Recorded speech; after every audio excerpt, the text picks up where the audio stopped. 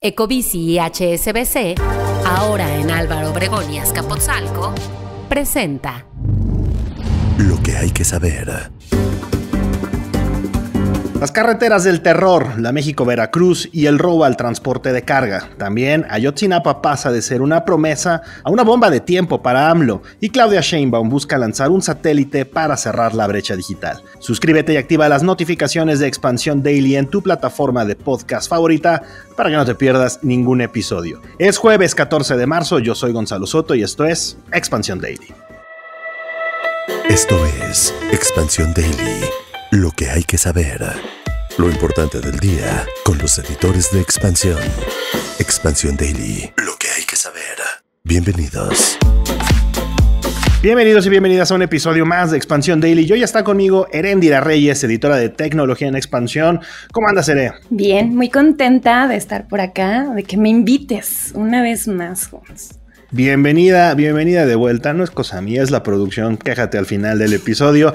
Pero bueno, mejor vámonos ya con la información. Porque, ayer les trajimos la primera entrega de Las Carreteras del Terror, este serial que estamos trabajando aquí en Expansión, acerca de la inseguridad que prevalece en muchas de nuestras autopistas, en muchos de los caminos que atraviesan tanto, personas como tú, como yo, Ere, pero también los transportistas. Y en este caso, traemos el tema de la México-Veracruz y el robo al transporte de carga.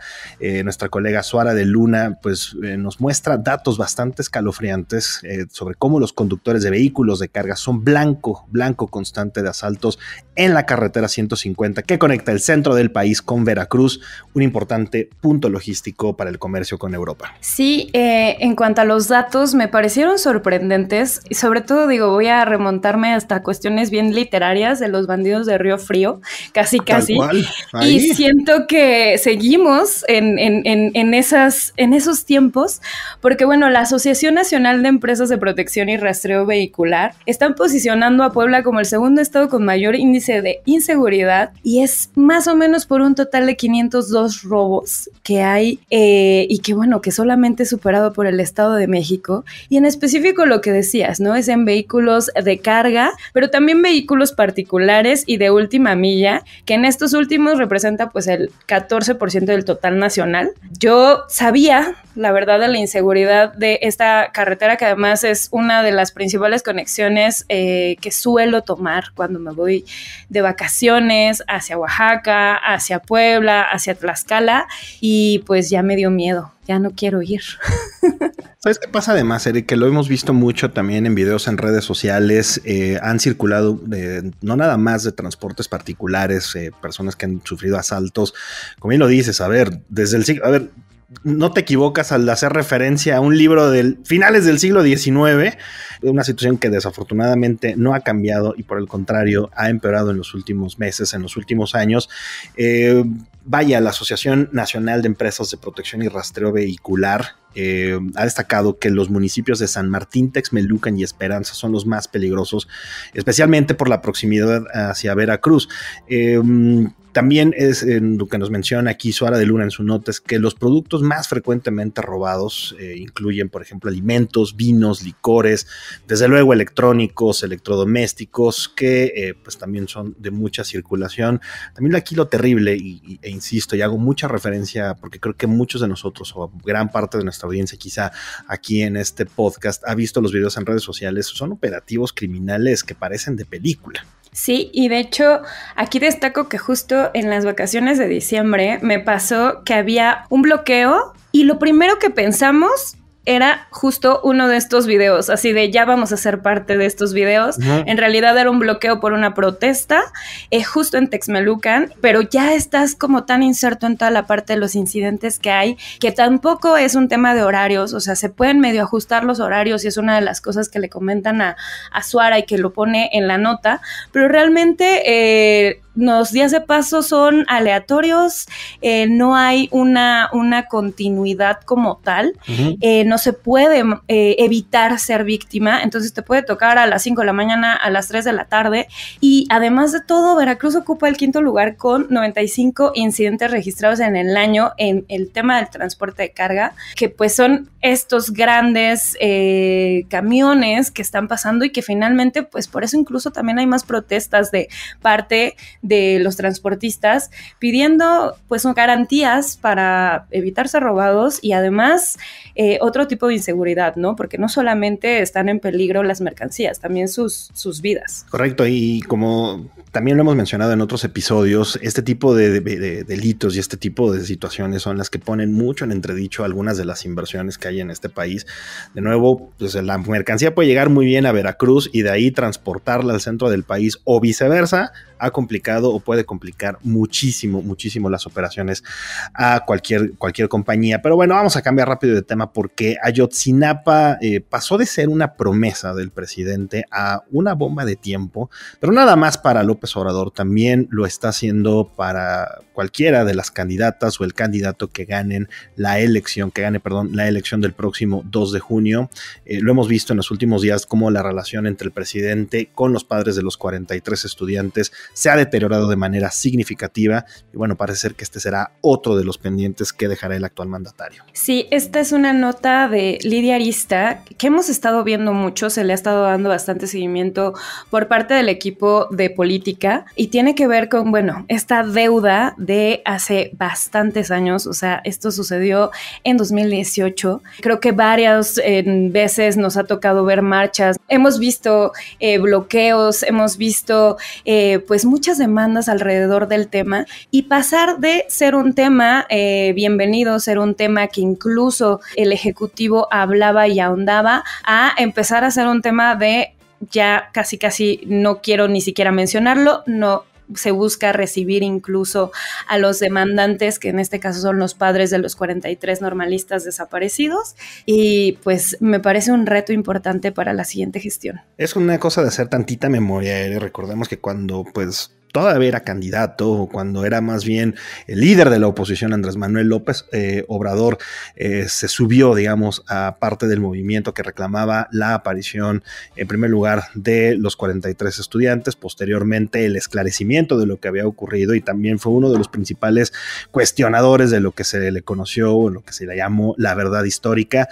Como candidato, López Obrador hizo mucho hincapié en que su gobierno sería muy transparente al respecto. Pasó por ahí Alejandro Encinas también con la misión de esclarecer este asunto. La realidad es que los padres no tienen mucha mayor claridad de lo que sucedió aquella noche en Iguala respecto de lo que pues ha pasado, de lo que tenían hasta hace algunos años. Sí, y creo que bueno, los expertos además están diciendo va a ser una herencia que se puede quedar para cualquiera de las candidatas, pero en específico pues para Claudia Sheinbaum, ¿no? Que al final del día, en caso de convertirse en la primera mujer presidenta del país, pues también va a tener esta crítica constante que, sumado también a las críticas que también ya vienen pues arrastrando, va a ser muy cuestionada. Entonces veamos además la forma en cómo se va a estar reaccionando, sobre todo en las últimas semanas, de cara a que bueno, ya faltan unos meses para las elecciones. Correcto, y bueno, ya veremos qué comenta en los próximos días Claudia Sheinbaum, de quien por cierto vamos a hablar para el siguiente tema, ya que, es la candidata puntera, quiere dar continuidad a un proyecto de conectividad del propio presidente Andrés Manuel López Obrador y pretende hacerlo con el lanzamiento de un satélite justo para cerrar la brecha digital. Y aquí como especialista, ¿funciona, no funciona? ¿Le creemos, no le creemos? ¿De qué estamos hablando cuando mencionamos de un satélite para cerrar la brecha digital en México? Me encanta que se solucione tan rápidamente el tema de brecha digital, que sea posible llevar internet para todos de una forma tan utópica utópica, porque en realidad pues no es tan sencillo. Bonito preámbulo para decir, no está tan fácil, no está tan sencillo. No está tan sencillo. La verdad es que incluso las empresas de internet satelital lo han dicho, lo han mencionado. Estamos en un territorio donde pues se necesita mucha infraestructura y un satélite, ok, puede responder para algunas problemáticas de conectividad. Sin embargo, no es barato. O sea, creo que el primer reto que se puede tener o el primer obstáculo que se puede tener es que no es barato. Y lo segundo es también la cantidad de personas a las que quiere llegar con esta promesa. ¿Por qué? Básicamente lo que quiere es cerrar una brecha de 25.3 millones de mexicanos, que además venimos arrastrando. O sea, esto no es un tema nuevo. Internet para Todos es un programa que lleva existiendo bastantes años y que de repente es, bueno, ahora vamos a hacer internet satelital, vamos a lanzar una licitación que lleguen varias empresas, pero ¿y el mantenimiento? ¿Y de qué forma las vamos a llevar hasta esas comunidades? Es mucho más complicado de lo que pudiera parecer. Aquí un poquito para jugarle al abogado del diablo, hoy en día no es tan complicado como lo era hace algunos años lanzar un satélite, ¿correcto? O sea, correcto. Lo hemos visto desde compañías privadas, algunos gobiernos también lo hacen. No obstante, aquí el problema o el diablo, pues sí está en los detalles. Claro. Y un detalle muy importante es saber de quién se va a depender. O sea, porque al final del día, si no existe la infraestructura de una empresa que desarrolle un satélite estatal, se va a depender muchísimo de las empresas extranjeras y sobre todo de las empresas privadas, que tampoco son baratas. Al final del día, el buen Elon, que aquí recurrentemente lo menciona. Justo pensaba en Elon Musk. Diga, en este momento Elon Musk debe estar frotando las manos. Claro, que además, si alguien ha utilizado su servicio, sabe que no es barato. Es un buen servicio, pero tampoco es accesible. Y empezar a hablar de, bueno, si se va a tener una demanda y se va a hacer una promesa, pues se tiene que tener acorde a la cantidad de personas a las que quieres beneficiar con el servicio de internet. Entonces no es tan sencillo. Bueno, ya veremos si más adelante la candidata puntera de Morena, Claudia Sheinbaum, da pues esto, ¿no? Más detalles, más información acerca de lo que pudiera ser el proyecto, digamos, satelital para poder llevar más internet a más y más mexicanos.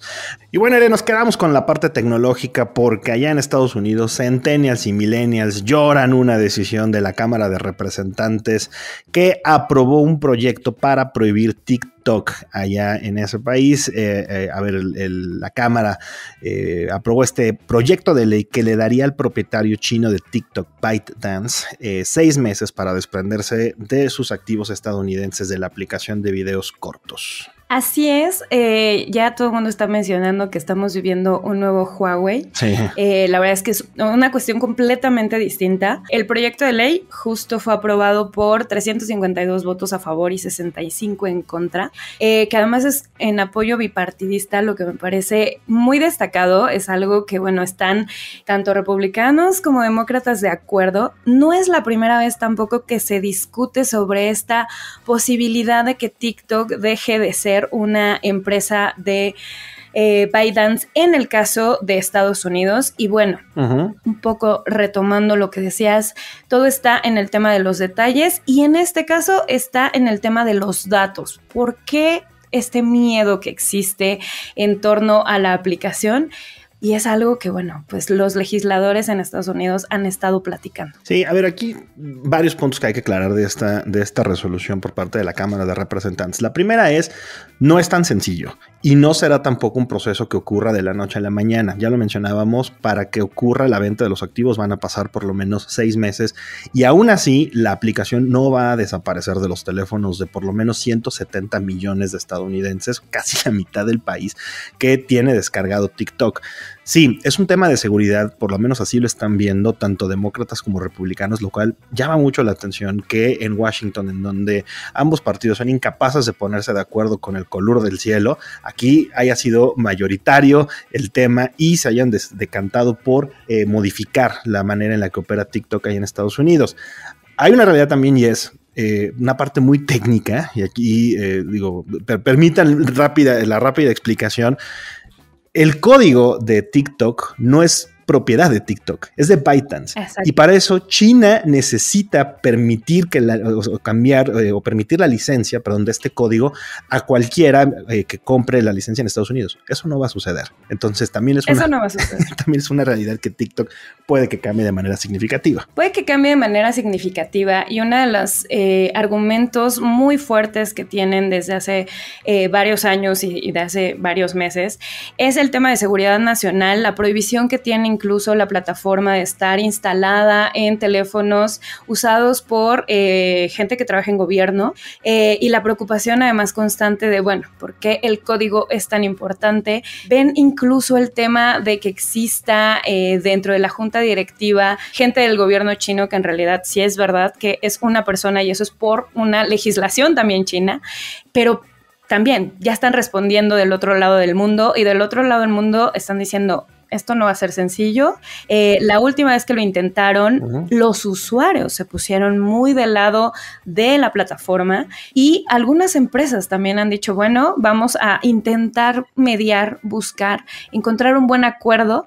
Y creo que aquí me gustaría además acotar y nada más dejarlo como de tarea para escuchar un poquito más e investigar un poco más del tema sobre soberanía digital. Y esto tiene que ver muchísimo con el tema de data, de por qué tenemos acceso, quiénes tienen acceso, cómo me pueden apagar en algún punto un servicio. Creo que aquí está la clave, el tema de soberanía digital y el tema de querer saber el tras bambalinas de cómo funcionan las cosas. Y cómo también esta, vamos a llamarla, semiguerra fría que se calienta poco a poco entre Estados Unidos y China se está trasladando a este tipo de terrenos tecnológicos. Como bien decías, ya sucedió con Huawei en la administración Trump, está sucediendo ahora con TikTok en la administración Biden.